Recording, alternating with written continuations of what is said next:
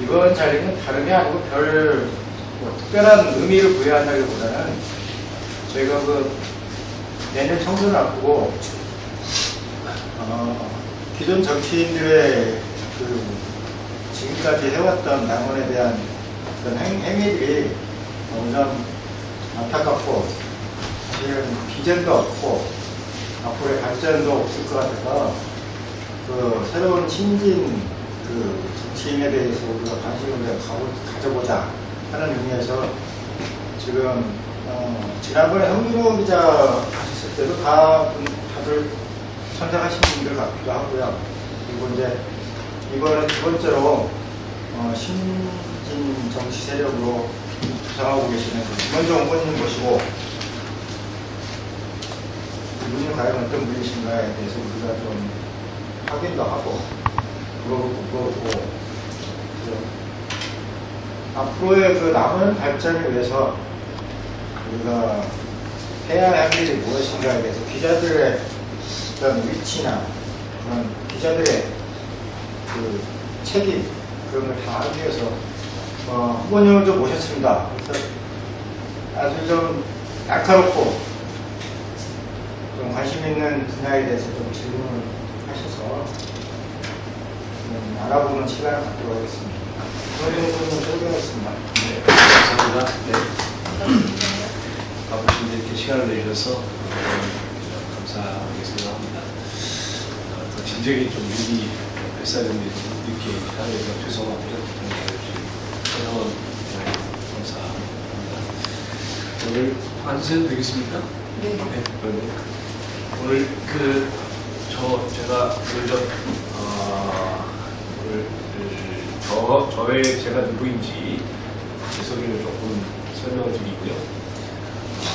왜 정치를 하려고 하는지에 대한 배경, 그리고 앞으로 무엇을 하려고 하는지에 대한 정책, 방향, 이런 식으로 해서 간략하게 설명을 드리도록 하겠습니다. 첫 번째 제 이력인데요. 저는 남원에서 초등학교, 중학교까지 마치고요. 고등학교는 이제 중앙초등학교, 용성중학교 졸업하고 전주의 영생고등학교로 저희가 79년 뺑뺑이었어요. 그래서 뺑뺑이 1기입니다, 저희가. 그래서 뺑뺑이 1기로 이제 전주 영생고등학교 가서 82년에 이제 서울대학교에 입학을 해서 86년 졸업을 했습니다. 그러니까 영생고 출신으로 이제 서울대가 저희는 다 1기들이에요, 1기. 처음 들어갔어요, 서울대학교를. 졸업하자마자 87년에 이제 23살이었는데 행정고시 합격했는데요. 고등학교 따지면 영생고등학교에서 행정고시도 1기입니다. 무슨 말씀인지 잘 아실 것 같은데요. 모든 걸 다 처음 이렇게 했던 그런 이력이 있고요. 그 사이에 86년에 졸업하자마자 행정고시를 봐서 바로 통과를 하려고 했는데 행정고시는 1차, 2차를 보는데요. 2차가 떨어졌어요. 한 문제를 잘못 오해를 해가지고. 그래서 86년에 바로 여기 와서 눈이 좀 안 좋아서 단기사병 근무를 하면서 단기사병 근무 중에 2차를 시험 봐가지고 바로 합격을 했고요. 그 다음에 이제 근무를 마치자마자 88년부터 바로 근무를 시작을 했습니다. 24살에 이제 사무관으로 보건복지부 근무 시작을 한 거죠. 이런 말씀을 드리는 것은 저는 좀 공부하고 살아오면서 어떤 빈 공간이라는 게 없었습니다. 그냥 꾸준히 이렇게 일관되게 생활했다는 거고요. 저는 어린 나이에 이제 공무원 생활 시작을 하면서 많은 경험을 축적을 할 수 있는 기회를 가졌습니다. 94년에 미국 중부에 있는 인디아나 주립대에 석사과정을 가서 보니까 이게 제가 생각했던 과정이 아니더라고요. 사회 심리학을 하기 때문에 정책 쪽이 아니라서 2년 다니다가 95년에 뉴욕으로 옮겨서 뉴욕에 있는 콜롬비아 대학교 와서 가서 보니까 콜롬비아 대학교의 사회행정학이었는데 석사과정에 가서 본격적으로 정책을 했습니다. 2002년에는 3년 동안 프랑스 파리에 있는 OECD에서 행정관으로 근무하면서 각 나라의 사회정책을 다 볼 수 있는 그런 소중한 기회를 가졌고 2008년에는 또 미국 서부에 있는 캘리포니아의 그 랜드 연구소라고 세계적인 연구소입니다. 여기에서 초빙 연구원으로 근무하면서 그 랜더들과 같이 공부할 수 있는 그런 기회를 가졌습니다. 그러니까 미국에도 동부, 중부, 서부를 다 있었고요. 유럽에도 있어왔고 그래서 미국과 유럽의 이런 정책 흐름이나 현실을 좀 볼 수 있는 남들이 갖지 못한 경험을 할 수 있었고 이제 복지를 주로 전공을 했지만 박사는 연세대학교에서 이제 의과대학의 보건학 박사를 취득을 하면서 보건 분야에도 많은 교류와 지식을 쌓을 수 있는 기회를 가졌습니다. 저는 그 보건복지부 소속으로 있으면서 틈만 나면 청와대 파견을 차출된 거죠. 청와대에 나갔었습니다. 그래서 DJ 정부 때 30대 청와대를 근무했고 노무현 정부 때도 청와대에서 호출을 받았는데 그때는 제가 너무 보건복지부에 있을 기회가 없어서 조금 양해를 좀 구했습니다. 그래서 그때는 가진 않았고 최근 이제 박근혜 정부 때 인수위 갔다가 청와대까지 가서 청와대가 이제 가서 보면 각 부처에서 엘리트들이 다 나오기 때문에 사람들 다 이렇게 폭넓은 교류를 할 수 있는 기회가 되었고요. 2016년에 공무원 생활을 마치고는 이제 정당에서 근무를 하면서 또 여의도 쪽에도 많은 분들을 만날 수 있는 기회가 되었습니다. 되게 정책이 강한 분들. 그래서 지금도 각 부처의 장차관이나 청와대 수석이나 비서관들이 상당히 후배나 친구들이 아직도 많이 포함되어 있고 국회에는 제가 학번으로 하면 82학번인데 여야 국회의원들이 여야를 넘나들어서 82학번 친구들이 되게 많습니다. 한 30명까지 되는 것 같아요. 조정식 의원이나 정태호 의원, 또 국민의힘의 박수영 의원 굉장히 많아요. 그래서 편하게 이렇게 친분을 가지고 있고 그동안 쭉 일하면서 30년 가까이 일하면서 계속 법률과 예산을 확보한다고 했기 때문에 국회 전문위원 부장관 친구진과도 굉장히 서로 신뢰관계를 갖고 있습니다. 저는 사람은 되게 그 상황에 대해서 부드러운데요. 일을 되게 철두철미하게 하는 편입니다. 그래서 원칙과 가치, 비전에 입각해서 원칙을 준수하는 일들만 합니다. 노인 장기요양보험, 간호간병 종합서비스, 산업발달기자 이렇게 제가 만들 때는 되게 힘들게 만드는데요. 한번 만들어 보면 그 부작용이 나거나 나중에 잘못됐다는 얘기 듣는 적 제가 한 번도 없었습니다. 그러한 저의 이력의 좀 특이점들을 경험해서 말씀을 드립니다. 그 다음 쪽에 보시면 저의 차별화된 역량을 몇 가지 좀 요약을 했는데요. 저는 정책 전문가입니다. 지금까지 우리 지역에 많은 지도자들이 계셨지만 사실 정책 전문가는 없었습니다. 정치를 하는 이유가 정책을 만들고 집행하면서 지역의 발전을 위해서 좋은 정책을 하는 것이 정치를 하는 이유가 되어야 된다 생각합니다. 김대중 대통령님은 정치를 하는 이유가 좋은 정치를 하기 위해서 하는 거다. 좋은 정치를 하지 못할 바에는 안 하는 게 낫다. 이렇게 늘 말씀하시는 걸 가까이에서 들었었습니다. 여기서 말하는 좋은 정치라는 것은 좋은 정책으로 국민들을 잘 살게 해주고 지역을 잘 살게 해주고 어려운 사람을 일으켜주는 것 이것이 좋은 정치가 아닐까 생각합니다. 저를 평가하면 저는 충신보다는 양신 쪽에 가까운 것 같습니다. 정관 정의에 보면 충신은 죽어서 역사 이름을 남기는 거지만 양신은 살아서 당대 사회를 바꾸는 사람이다 이렇게 정관종의 위증이 하는 얘기입니다. 아마 위증은 자기는 양시어서 써주십시오 이렇게 건의드리는 그런 말씀인데요. 저는 그 공무원 생활에서 무슨 뭐 남들같이 과장, 국장 이런 걸 한 게 아니고 거의 단장을 했었습니다. 단장. 왜냐하면 새로운 일을 했기 때문에 직책이 저는 거의 없었어요. 그러니까 되게 제 소개를 국장이라고 하는데 저 사실은 단장으로 소개해 주시는 게 저는 오히려 더 익숙합니다. 그래서 계속 무슨 자활 지원 단장, 사회서비스 혁신 단장, 사회정책 선지자 기획 단장 이런 식으로 새로운 일들을 계속 해왔던 그런 경험을 가지고 있습니다. 국민의 정부 시절 정부가 처음으로 생산적 복지의 국정 이념을 DJ께서 제시해 주셨는데요. 이게 우리나라 복지의 출발점이었거든요. 그런 능력이 있든 없든 모든 국민에게 최소한의 인간다운 생활을 보장하는 기초생활 보장 제도, 또 일할 능력이 있는 빈곤층에게는 일자리를 제공해주는 공공 일자리 제공해주는 자원지원 제도 그 당시에 만들어져서 복지가 현대화되는 그런 출발점이 되었고요. 노무현 정부 때는 사회투자 정책이라고 이렇게 국정용어를 정의했는데 아동 발달 계좌라고 해서 아동들에게 후원자가 돈을 주면은 나머지는 정부가 매칭해주는 그 당시 만든 굉장히 새로운 제도였습니다. 생애 전환기 건강검진 아마 우리 기자님 봤었을 텐데 생애 건강이 한순간씩 이렇게 전환되는 시점이 있습니다. 40대, 60대 이렇게 해서 그 전환기에는 모든 국민들이 검진을 받게 하자 이런 거, 또 어려운 사람들에게 사회 서비스를 보편적으로 제공해야 된다 이런 것들이 다 제가 직접 기한을 해서 만들었던 제도들이고 노무현 정부 때 사회투자 정책으로 해서 전 정부가 다 투자, 사회투자로 가야 된다 이렇게 좀 기조가 정했던 그런 경험이 있었고요. 개별 집을 지을 때 미장이나 벽돌이나 개별적인 기능을 하시는 분도 계시지만 저는 개별적인 그런 기능보다는 종합적인 설계자 역할을 많이 해왔습니다.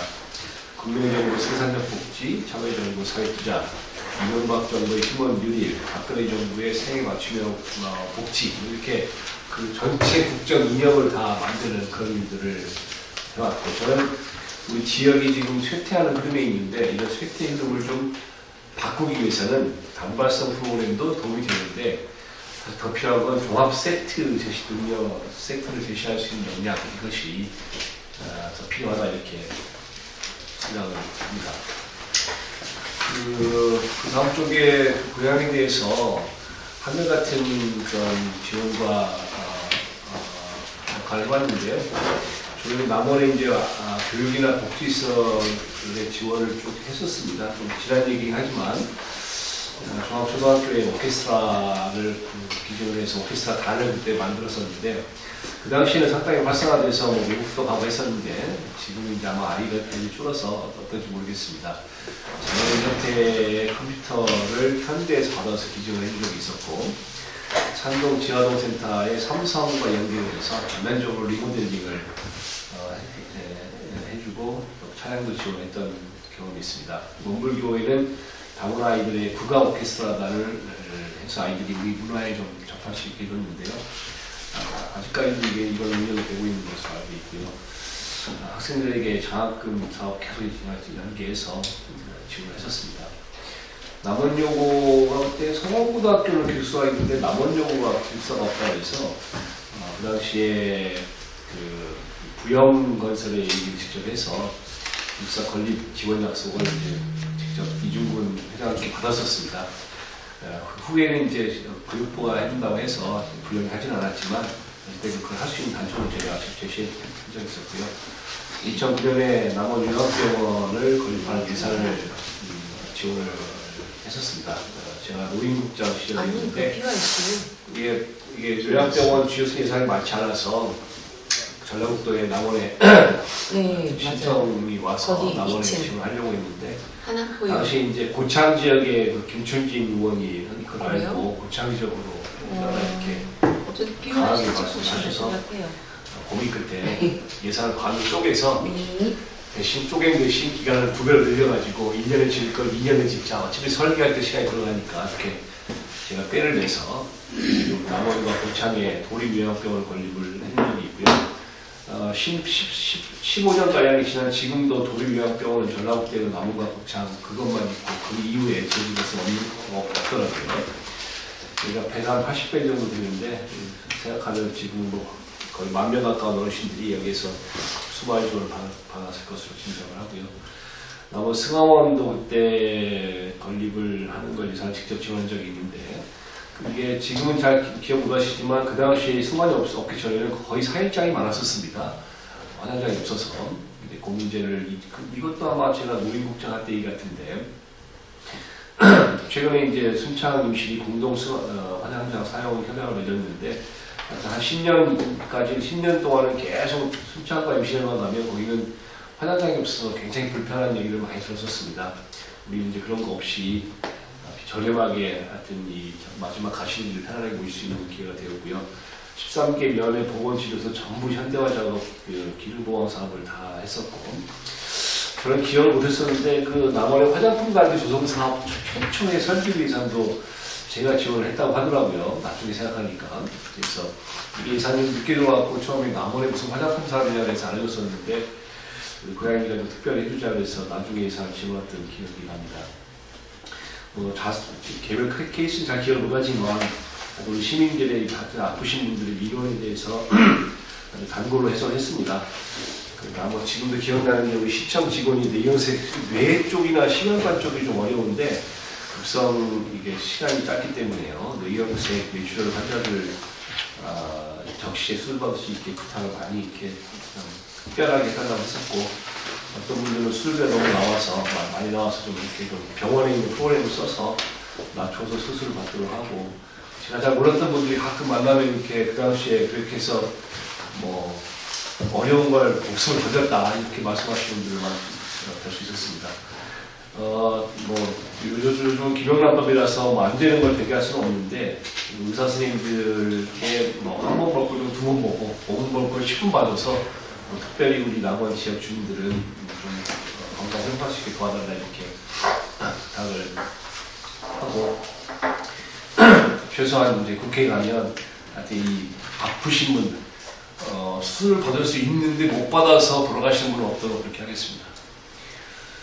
한쪽에 뭐 정치를 하는 이유는 공무원을 해보니까 여러 가지 이렇게 좋은 일을 할 수 있지만 어느 순간에 공무원들의 역할이 많이 줄었습니다. 그래서 세상을 바꾸고 싶은 것이 이제 행정가들의 힘으로는 어렵겠다라는 생각을 했습니다. 그래서 정치의 힘으로 특히 세종시가 건립되는 걸 보면서 저렇게 새로운 도시를 건립하고 세상을 바꾸는 건 역시 정치의 힘으로 해야 되겠구나 이렇게 생각을 해서 정치의 힘으로 세상을 바꾸고 싶어서 정치를 하게 되었습니다. 우리는 산업화 민주화 시대를 거쳐서 이제 복지화 시대이고 2025년부터는 노인 인구가 전 국민의 20%, 1000만 명이 넘는 그런 시대가 되기 때문에 사실 우리나라가 저출산 고령화 세계 최고 수준이라서 성장률이 다 꺼져가고 있습니다. 나라 자체가 사라질 위기에 처해 있고요. 남원이 1년에 1000명씩이 줄고 있는데 그 속도를 생각하면 2090년이 되면 인구가 한 명도 없습니다. 인구도 하나도 없는 그런 도시에서 무슨 정치가 무슨 의미가 있고 행정이 무슨 의미가 있겠습니까? 그래서 그 문제, 저출산 고령화의 문제를 해결해야 되고 우리가 사회적 신뢰, 미래에 대한 희망 이런 것을 되찾는 것은 정치가 해야 되겠다 이렇게 생각하고요. 특히 이제 국가적인 난제인 저출산 고령화 문제, 또 이 수도권과 비수도권의 이 불균형 문제, 미래 세대의 문제 이런 것들이 정치가 꼭 해결해야 되는 그런 당면한 아젠다다 이렇게 생각을 합니다. 지금 새로운 정치 의사 꼭 보여드리겠는데요. 이 복지하는 분이 서민의 삶을 챙길 수 있는 전문가는 복지 전문가입니다. 그런데 정치권에 보면 법률하시는 분들이나 경제 전문가는 많은데 사실상 사회정책 복지하시는 분은 없습니다. 그래서 저는 사회복지를 전공을 학부 때 하면서 항상 이제 강조하는 게 클라이언트를 잘 경청해라 그런 거거든요. 저는 경청 전문가입니다. 그래서 제가 원하는 일을 하는 것이 아니라 국민들이 원하는 일을 경청하고 소통하고 찾아서 소통하고 해결책을 제시를 하면서 일을 하도록 하겠습니다. 그 뒤에는 이제 공약인데요. 그 뒤에 별도로 드리는 이제 진심 공약이라고 되어 있습니다. 오늘은 이제 이 공약의 초안인데 제가 하고 싶은 정책인데 이거를 우리 기자님들께 간략하게 설명을 드리고 말씀을 주시면 더 보완해서 최종 공약으로 완성하도록 말씀을 드리는 기회를 선도록 하겠습니다.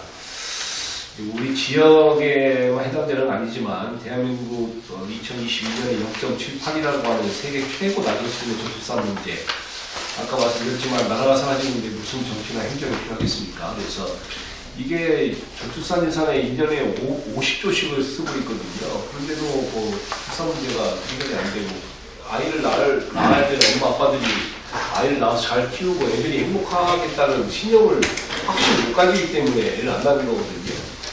지금 그 많은 예산을 투입하고 있는데 전부 사실은 그 옆에 지원하고 있는 무슨 센터 이런 데 주는 거지 엄마 아빠한테 주는 게 거의 없습니다. 그래서 획기적으로 바꿔야 된다 이렇게 생각을 하고 있고요.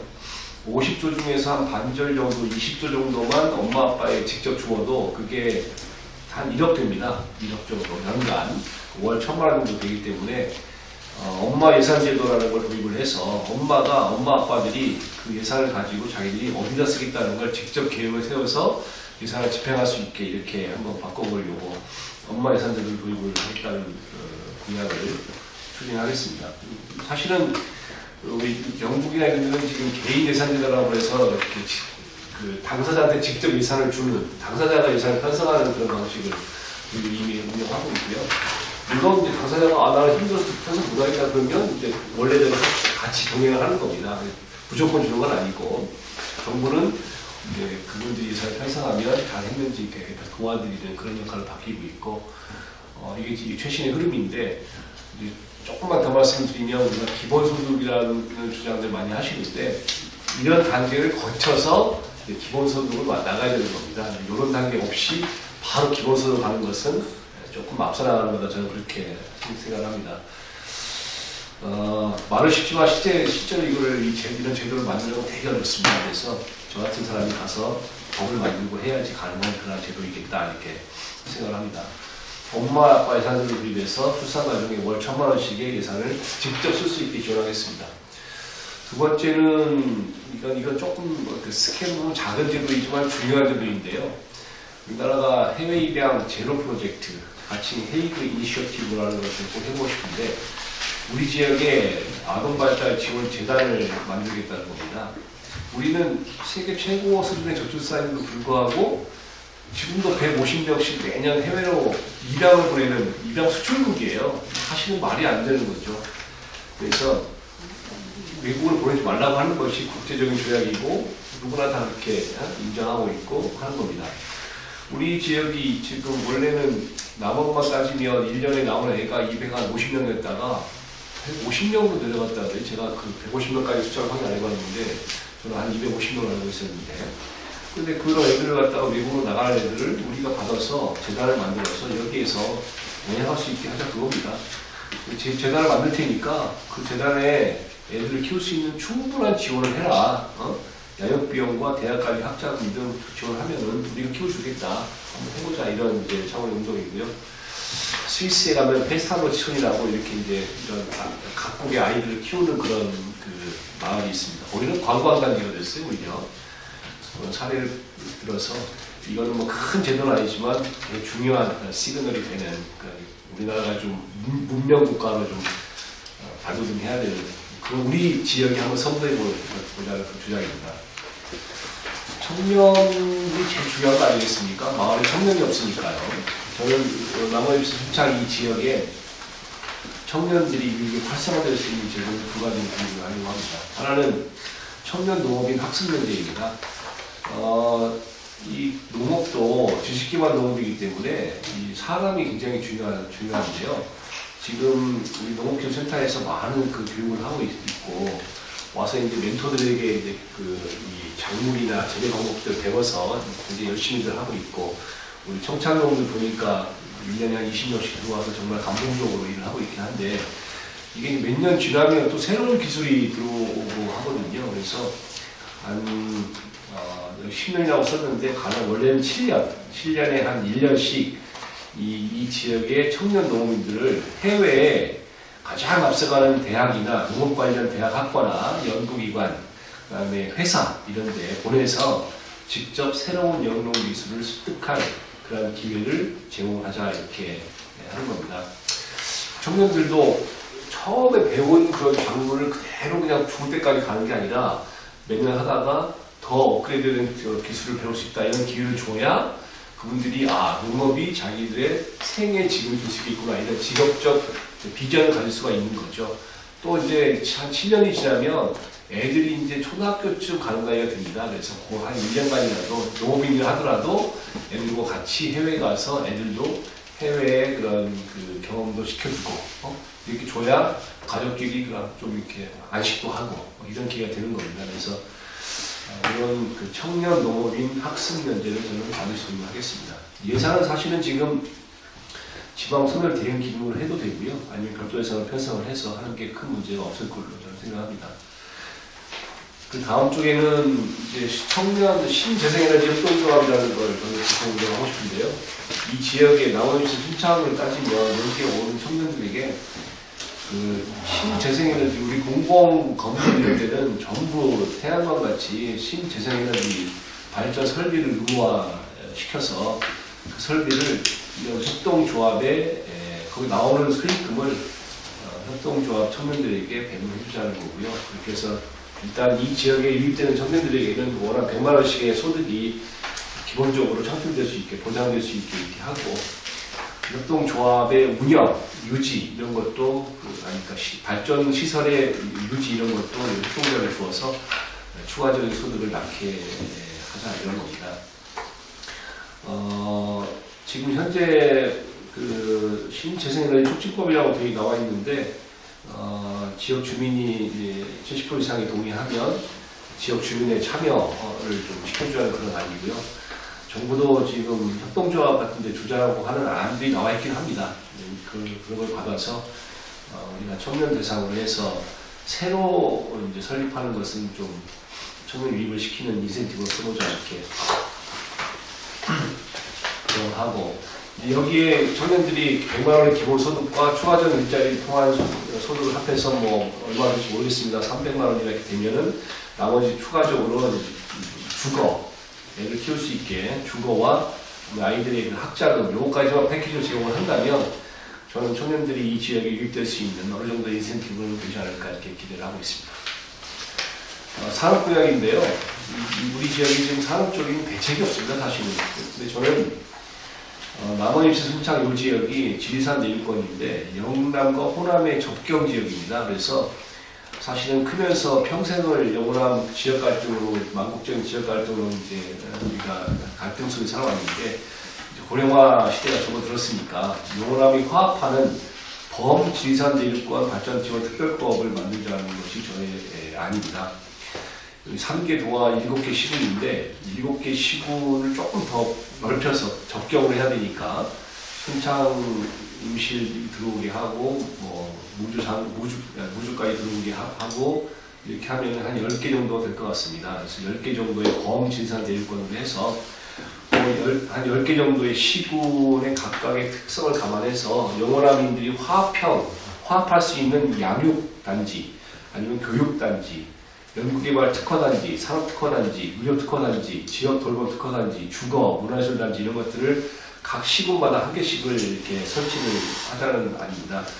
예를 들어서 남원 같은 데는 국립의료원을 설립을 해서 지리산권 의료사학지대 해소를 하고 공공의료의 연구개발 특화단지를 설치하는 겁니다. 그래서 남원 지역은 국제적인 공공의료의 메카로 조성을 발전시켜 나가고 함양 같은 곳은 영호남인이 같이 거주하면서 나이 들어갈 수 있는 공공형 시거주택 특화단지, 뭐 저기 순창이나 임시 같은 경우는 장수와 관련된 발효식품 특화단지. 그래서 생산은 순창과 임시에서 하고 진통과 글로벌 진출은 영남권에서 같이 하고 뭐 이런 식의 구조를 짜나가면은. 이것이 이 지역의 발전의 동력이 될 수 있을 뿐더러 대한민국의 새로운 성장 동력을 제시할 수 있는 그러한 하나의 틀이 될 수 있을 것 같다 이렇게 생각을 하고요. 일단 이 지리산 내륙권이 사실은 이 국가의 보조금이나 연구개발 자금의 지원의 사각지대입니다. 예를 들어서 R&D가 중앙정부 전체로 하면 20조가 되는데 남원에서 쓴 R&D는 10억밖에 안 돼요. 작년 같은 경우에. 그러니까 너무 조금 오기 때문에 그거를 그렇게 하지 말고 매년 범지리산 내륙권 발전 계획을 수립을 해서 이 지역에 있는 규모에 맞는 적정한 예산 지원을 중앙부처와 사전에 협의를 해서 그걸 가지고 영호남민들이 같이 그걸 사업을 하는 이런 식의 좀 새로운 이 방안, 새로운 탑다운 방식 이런 것들을 해야 된다고 생각하고 있고요. 중부 내륙 연계 발전 지역 지원 특별법이라고 이 충청 지역은 이미 이런 법이 지금 발의가 되어 있습니다. 이 지역도 굉장히 그 지원의 사각지대거든요. 여기가 그래서 그런 사례를 벤치마킹 같이 힘을 합하여 나가면 좋을 것 같다 이렇게 생각합니다. 네, 그 다음 거는 여기가 되어 있는 그런 정책인데요. 그래서 남원에는 첨단 공공 바이오레스 연구개발 단지를 구성을 하도록 하겠습니다. 그래서 남원을 공공위용 연구개발의 국제적인 메카 도시로 만들겠습니다. 바이오레스가 사실은 이제 성장 산업이고 미래 산업이거든요. 모든 지역이 다 바이오를 하겠다고 하고 있어요.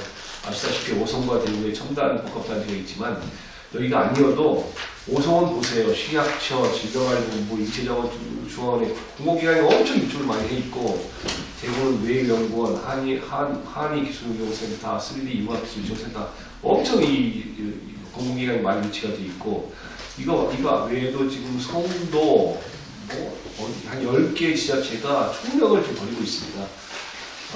그런데 코로나 같은 이런 신종 감염병, AI, 백신, 치료제, 말라리아, 앞으로는 열대병도 문제가 되는데 말라리아 이런 새로운 질병들은 아직은 시장이 형성이 안 되기 때문에 이런 단지들이 잘 연구개발이 많이 부족한 실정이 있습니다.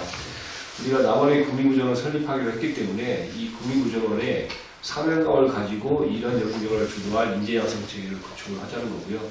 남원의료원에 대한 과감한 시설장 투자를 해서 첨단 공공 바이오레스 연구개발의 거점으로 육성을 하자는 것이고 국제 인재양성 센터를 두어서 각국의 공공과 관련된 인력을 유치해서 같이 상호 교류하자는 그런 내용이 되겠습니다.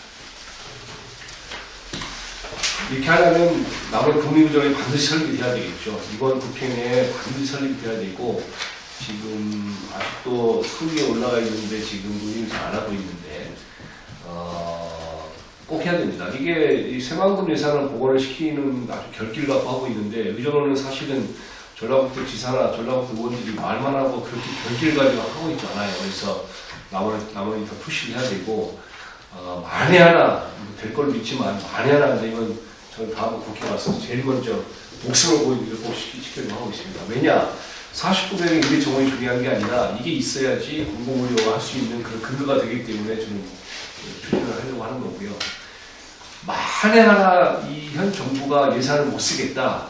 사실은 그 국민구전을 기재부가 반대하고 있는 거예요. 사실 돈 쓰기 싫어하고 의사한테 핑계대고 전 못 해주겠다 그러면은 국민구전을 저는 포기하고 고등교육법에 의거한 의대, 그러니까 재벌 그룹이나 아니면 대형 병원을 끌고 와서 고등교육법에 따라서 설립되는 의대라도 신설을 해야 되겠다라고 생각을 하고 있습니다만 그런데 그 다음 단계이고 일단은 국민구전을 반드시 설립을 하겠습니다.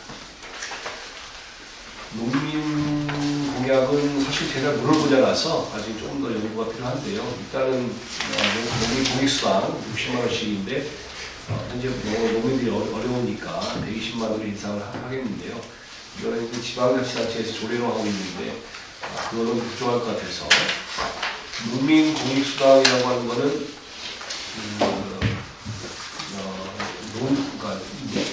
농업수당은 다른 거거든요.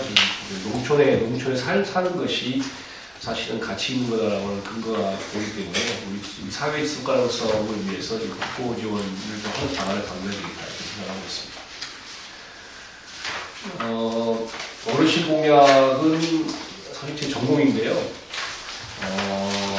일단 마을 단위의 통합돌봄체계 구축이 중요한 것 같습니다. 그러니까 어르신들이 사시던 곳에서 편안하게 사시기에 이렇게 하는 시스템이 되어야 되는데 제가 다녀보니까 몇 단위 마을은 주민들이 지금 대부분 사실은 75세, 80세가 거의 다 되셨어요. 그래서 앞으로 한 5년이나 10년만 지나면 85세, 90세 가까이 되기 때문에 지금같이 교육관에서 이렇게 일상생활 하시는 것이 어려운 상황이 금방 옵니다. 그런데 시설들은 대개 지금 여기 읍이나 시 이런 데 있기 때문에 그분들이 다 마을을 떠나서 시설에 입소를 해야 되는 그런 상황이 발생할 것 같습니다. 그래서 앞으로 그 시골 단위를 하더라도 마을의 빈집이나 마을 회관을 개보수해서 마을형 공동생활가정이라고 새로운 그런 요양시설 유형을 만들어서요. 거기에서 케어를 받으시면서 그 지역에 살 수 있게 하는 그러한 시스템을 도입을 하겠습니다. 그래서 지금 가족 요양보호사라고 해서 가족이 가족을 보호할 때만 요양보호사가 인정해 주는데 마을 주민들이 요양보호할 때도 마을 요양보호사도 인정해 주고 차별된 수가를 제공해 주면 어느 정도 그 지역에서 라인을 가시는 게 가능하지 않겠나 생각합니다. 이번에는 이러한 유형이 꽤 있습니다. 또 하나는 이제 마지막인데 고령 친화, 나머지 순창을 대한민국에서 가장 모범적인 고령 친화 도시로 만들겠습니다. 그래서 고령 친화 노래복지 특구로 설치를 해서 이 지역이 특구청을 두고 국고와 지방들이 합해가지고 마을 나머지 순창 이 지역의 도시계획도 같이 하고 어르신들이 살기 좋은 그 유니버설 디자인도 하고 예산도 유연성을 높이고 하는 그러한 도시로 만들 것을 하기 위해서 제가 국회가 법을 만들어야 됩니다. 법과 시스템을 만들어야 되기 때문에 그것이 제가 꼭 하고 싶은 그런 일이 하나 되어 있습니다. 그 뒤에는 이제 각 지역에 맞추는 모양인데 이것은 이제 단체장들이 많이 제시하고 있기 때문에 추가적으로 구체화를 해서 제시하도록 하겠습니다. 3회 일반단지 이거 기업이 다 들어와서 참 보기에 딱하고 투자한게 너무 오래되어서 이것도 좀 현재 추세에 맞게 좀 확대 개편해야 될 것 같고 관광도 지금 왔다 다 가버리는 체류형이 안 되기 때문에 이런 것도 좀 보강해야 되겠고요. 요즘 순창은 장류나 혹시 TG 같은 거 그런 거 지원하는 이런 일을 하겠습니다. 오늘 제 생각인데 여기에 대해서 내용들 제일 잘하시니까요. 혹시 좋은 의견 주시면 추가로 반영하고 저한테 한번 마음먹으면 꼭 합니다. 그래서 여기 있는 것들이 정말 빌공자가 아니라 제가 국회를 안 해도 사실은 해왔던 일들인데 국회에 되면은 여야 간의 특별을 잘 얻어서 이 지역에 정말 차별화되는 그런 확 가시적인 그런 변화가 있을 수 있게 최선을 다하겠습니다. 이상으로 제 소개와 저의 정책에 대해서 보고와 설명을 마치겠습니다. 경청해 주셔서 감사합니다. 고맙습니다.